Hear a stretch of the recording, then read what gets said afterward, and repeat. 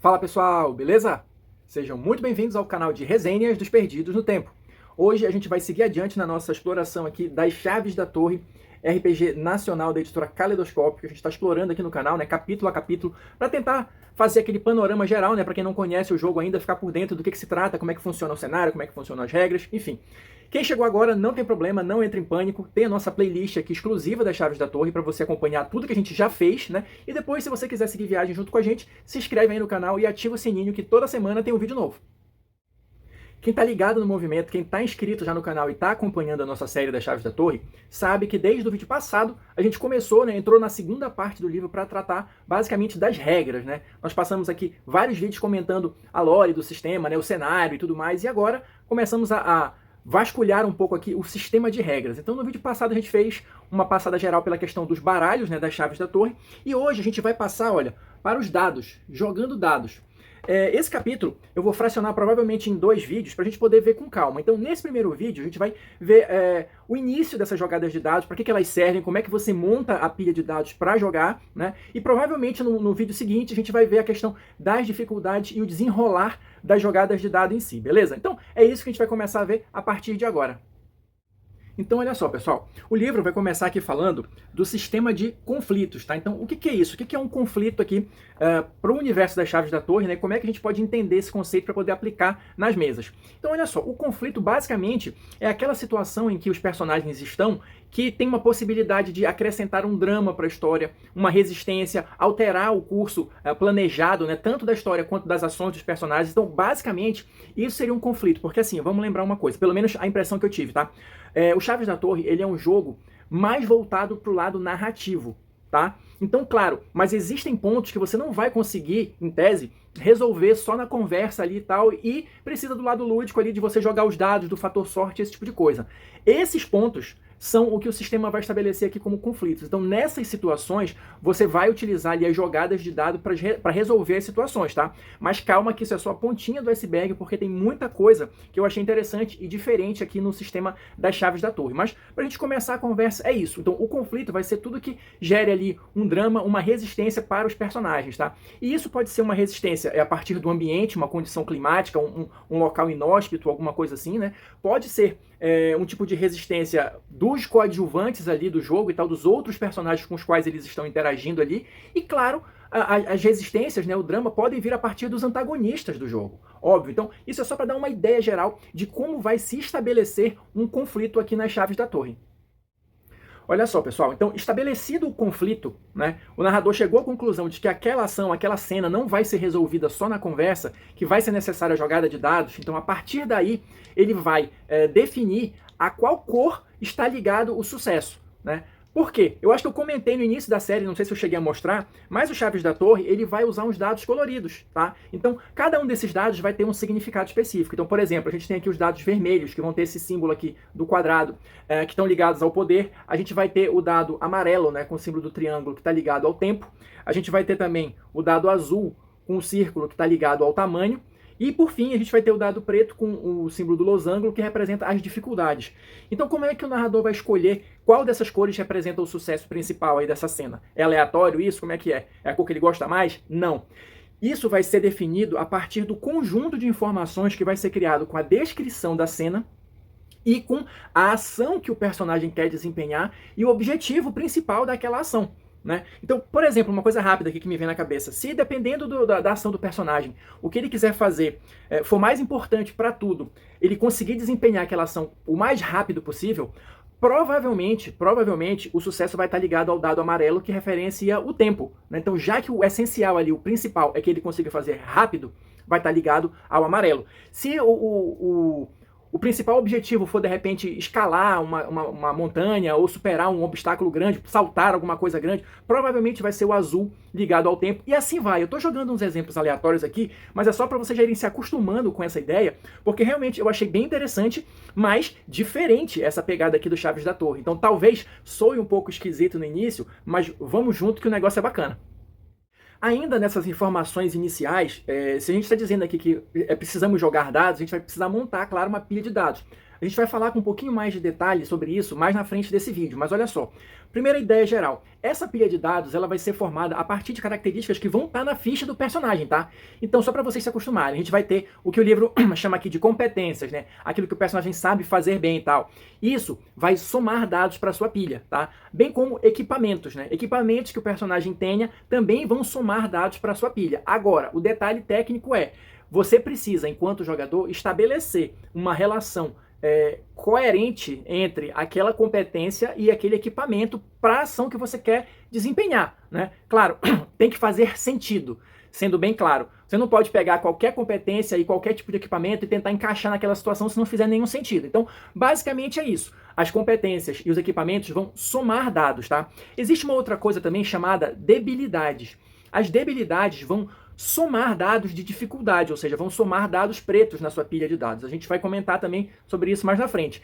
Essas debilidades são estabelecidas pelo narrador de acordo com a construção da cena. Seria basicamente, aqui muito entre aspas, as dificuldades que você precisa superar para conseguir concretizar aquela ação que o seu personagem pretende fazer naquela cena. Eu acho que, basicamente, a ideia geral seria essa, tá? E existe uma outra coisa também que o livro coloca aqui, que são chamados destaques. Esses destaques, eles vão remover dados da sua pilha, tá? Mas segura aí a informação, como eu falei, a gente vai detalhar isso mais. É só para dar aquela primeira impressão aqui de como é que se forma uma pilha de dados nas chaves da torre. E só para a gente fechar aqui essas primeiras noções, como é que eu sei se eu tive sucesso ou não? Como é que funciona a dificuldade e tal, não sei o que, mais ou menos. Olha só, um sucesso aqui nas chaves da torre significa que você tirou 5 ou 6 no dado. Mas, Fábio, esse dado aqui ele é todo esquisito, ele não tem número e tal, ele só tem 2 símbolos, tá? E os outros lados estão todos em branco, vamos dizer assim, né? Vazios, sem símbolo nenhum. Então, supõe-se que se você tira um desses 2 símbolos, é 5 ou é 6. E se você não estiver jogando com os dados específicos da chave da torre, dados normais, você só precisa ter essa separação por cor, né? E aí você já sabe que 5 ou 6 representam um sucesso e o resto não. E aqui, o Chaves da Torre, ele vai trabalhar também com aquela ideia de graduação de sucesso, tá? Então, quanto mais sucessos você tiver, quanto mais sucessos além do necessário você obtenha na sua jogada, isso vai te dar vantagens, tá? A gente vai explicar também como é que funcionam essas vantagens, tá? Só que olha só, eu falei que você vai montando a sua pilha de dados e eu falei também que dados pretos fazem parte da sua pilha. E esses dados simbolizam as dificuldades. Então, nesse caso específico, se você, né, jogando os dados, tira 5 ou 6 nos dados pretos, isso significa que você vai ter desvantagens, né? Desvantagens na sua cena, na sua ação, e essas desvantagens vão ser estabelecidas pelo narrador. Só para a gente avançar aqui, olha, tudo isso que eu tentei resumir para vocês está descrito com mais detalhes aqui nessas primeiras páginas do capítulo, tá? Tem um passo a passo aqui de como é que funcionam as jogadas de dados, né? Enfim, tá tudo bem descrito aqui, o que é mais ou menos um conflito, segundo a interpretação aqui do jogo e tal. E ó, a próxima parte que eu acho interessante de comentar com mais detalhes isso aqui, é essa parte aqui, olha, resolva cenas e não ações. Eu acho que isso aqui é uma parte fundamental do sistema das chaves da torre e é bastante diferente, né, pelo menos na minha experiência, do que a gente está acostumado em jogos de RPG, tá? Então, qual é o lance aqui? Deixa eu tentar passar a ideia para vocês. A questão de você resolver a cena é o seguinte, o Chaves da Torre não vai trabalhar com aquela ideia de o turno, a rodada, a iniciativa e não sei o que e tal, e você vai fazer uma jogada para cada um e tal. Quer dizer, da maneira como eu entendi, você até vai fazer essas jogadas, mas você não vai, você narrador, não vai descrevendo ali ação por ação, resultadinho por resultadinho, nada disso. Da maneira como eu estou entendendo até o presente momento, todo mundo vai descrever as suas ações, fazer as jogadas, você vai analisar todos aqueles resultados de dados e o narrador vai resolver a cena como um todo, e não ação por ação. Parece diferente, parece estranho, mas eu acho que faz muito mais sentido. E talvez dê um pouco mais de agilidade para o jogo. Olha só, eu vou ler esse trechinho aqui para vocês que ele coloca aqui no livro, olha lá. Narrar a descrição da resolução de um conflito é descrever todo um trecho da sua história, não apenas uma ação simples. Lembre-se, ações simples são resolvidas como parte da conversa na maioria das vezes. Ou seja, se você está ali tratando de uma coisa pequena, mínima, você consegue resolver ali sem dados, isso não é um conflito, isso não é uma cena. É uma ação simples que você já resolveu ali. As situações mais complexas que vão envolver as jogadas de dados são os tais conflitos. E a partir disso, todo mundo vai declarar as ações e o narrador vai fazer tipo um compilado geral no final, claro, depois de analisar todos os resultados das jogadas de dados, para decidir no que resultou aquela cena como um todo, e não a ação de cada um dos jogadores. O meu entendimento até o presente momento é esse. Quem concorda, discorda, quem já leu o livro tem outra interpretação, deixa aí nos comentários e vamos trocar ideias aqui sobre isso. Uma outra coisa que ele apresenta aqui que eu achei interessante também é essa situação aqui do teste simples, tá? Lendo aqui, eu acho que eu até fazia algo parecido com isso, mas não exatamente da mesma maneira. O que ele coloca aqui? Esse teste simples seria para resolver aquelas situações menores, assim, ou de fato mais simples, que não chegam a configurar um grande conflito e tal, mas que de repente você quer deixar ao cargo da sorte. Deixa eu ler um trechinho aqui para vocês, olha lá. O teste simples é a rolagem de um único dado que será comparado a um valor, normalmente de um atributo do protagonista relacionado à pergunta. Se o valor for menor ou igual ao valor atual daquele atributo, sempre há uma resposta positiva, e caso contrário, ela é negativa. Então, por exemplo, aqui, os exemplos que ele coloca aqui no livro. Eu consigo mover o pedregulho bloqueando a passagem? Você vai fazer um teste simples de vitalidade. Eu encontro algum rosto conhecido na festa, você vai fazer um teste simples de relação. Eu sei alguma coisa sobre arqueologia romana, faz um teste simples de determinação, entendeu? Então muitas vezes o jogador queria inserir alguma coisa nova ali na cena, e eu dizia, joga um dado aí para o ímpar, alguma coisa assim. Aqui, no Chaves da Torre, da maneira como eu estou entendendo, o mecanismo é similar, só que ao invés de ser um simples para o ímpar, você vai fazer um teste relacionando aquela situação, aquela informação, aquela coisa nova que o jogador quer inserir ali na cena, aquela dúvida que ele tem, mas relacionando com algum atributo que ele tenha que seja pertinente àquilo. E aí você faz o teste, ao invés de ter que construir todo um conflito em torno daquilo ali, entendeu? Então a ideia é você ter esses testes simples para resolver essas situaçõezinhas menores e mais rápidas que você quer de repente usar um dado para resolver, e deixar as grandes situações, como eu acabei de comentar ainda agora, para serem resolvidas nas cenas, né, nos conflitos. Eu acho que a ideia básica é essa. Avançando aqui, o livro vai falar um pouquinho mais sobre os dados coloridos, tá? Então eu vou ler esse trechinho para vocês, porque eu acho interessante para a gente começar a conseguir identificar melhor como é que funcionam esses dados e qual é o objetivo, o significado de cada uma das cores, tá? Olha lá, o exemplo que ele dá aqui. Depois eu vou falar um pouquinho de cada um dos dados, tá? Há 4 tipos de dados coloridos que representam aspectos de como o protagonista desenvolve suas ações.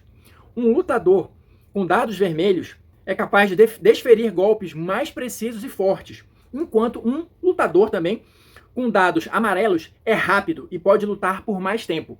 Já aquele lutador com dados azuis é treinado para combater diversos alvos de uma vez, ou muito maiores do que ele mesmo. Tá? Então, só para dar uma ideia de como um mesmo aspecto funciona de formas diferentes de acordo com a cor do dado. Tá? E falando especificamente deles, olha, o livro vai comentar um pouquinho assim, só para dar aquela ideia geral do que eles estão associados. Então, olha lá. Os dados vermelhos, como eu falei, eles estão associados ao poder. E o que significa isso? Referem-se a situações de eficiência, precisão e intensidade, beleza?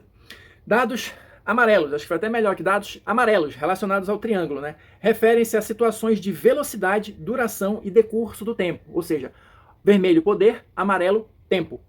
Os dados azuis, né, do círculo, olha só, estão relacionados ao tamanho. Referem-se a situações de abrangência, escala e quantidade. E por fim, temos os dados pretos aqui do losango, tá? Que são os dados de dificuldade. Referem-se a tudo aquilo que resista e atrapalhe o personagem dentro de um conflito. Seguindo adiante, e para a gente já encaminhando para o final desse vídeo, tem aqui, olha, a pilha de dados. Aqui a gente vai ter mais informações sobre como, de fato, montar uma pilha de dados. Quantos dados eu vou jogar, né? Obviamente, pelo que o livro coloca aqui e pela base do RPG, né, uma boa parte da sua pilha de dados vai ser construída a partir de elementos que estão na sua ficha de personagem, tá?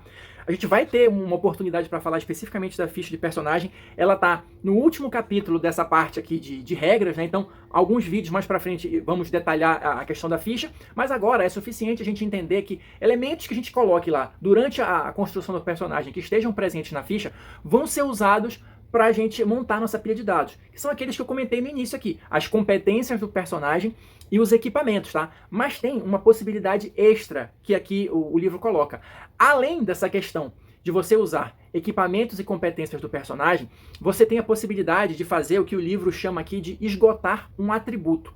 Ou seja, você pode gastar um ponto de atributo para adicionar um dado extra na sua pilha de qualquer cor, tá? Só tem um detalhe, deixa eu ler um trechinho aqui para vocês, olha só. Da mesma forma, como eu comentei de equipamento e competência, o jogador também deve descrever dentro da narrativa como os atributos esgotados farão parte das suas ações durante o conflito. fazendo um esforço, mantendo a disciplina, consumindo recursos, cobrando favores, etc. Ou seja, da mesma forma como você precisa justificar, vamos colocar assim, né? Por que aquela competência e aquele equipamento servem para resolver aquela situação específica, você tem que fazer a mesma coisa caso você decida esgotar um atributo, gastar um ponto de atributo para ter um dado extra. Você tem que fazer isso com um atributo que esteja relacionado com aquela ação, que faça sentido narrativamente falando. Outras informações importantes e relevantes para a pilha de dados são as seguintes, olha só. Como é que vai estabelecer a questão da dificuldade? Como é que os dados pretos entram aqui na jogada? Quem vai estabelecer a dificuldade é o narrador. Ele vai dizer quantos dados pretos vão constar na sua pilha de dados. E, obviamente, tem que ter, no mínimo, um desses dados, tá? E aí, dependendo da situação, ele vai acrescentar mais 2, mais 3, enfim, vai depender da descrição da cena e quão difícil ali está a situação para o seu personagem. Outro detalhe importante é que as pilhas de dados podem ter, no máximo, 5 dados de cada uma das cores, tá? Ou seja, você não vai conseguir montar uma pilha com 6 dados azuis, por exemplo, tá? É no máximo 5 dados de cada cor, beleza? Outro ponto que é interessante a gente comentar é que o narrador, ele não joga dados, tá? Ele vai interferir na sua pilha dizendo quantos dados pretos vão constar nela, mas não é ele que joga. A sua sorte está nas suas próprias mãos. Então é isso, pessoal. Vou ficando por aqui. Espero que vocês estejam curtindo aqui a nossa jornada pelas chaves da torre. Quem assistiu até agora, muito obrigado. Deixa aí seu like ou seu dislike, comentários pra gente continuar trocando ideias. Quem quiser seguir viagem junto com a gente, se inscreve aí no canal, ativa o sininho, porque no próximo vídeo a gente vai comentar como é que vão ser estabelecidas as dificuldades ali da cena e os resultados das jogadas de dados, beleza? Então, se você não quiser perder, se inscreve logo aí e a gente se encontra na próxima resenha.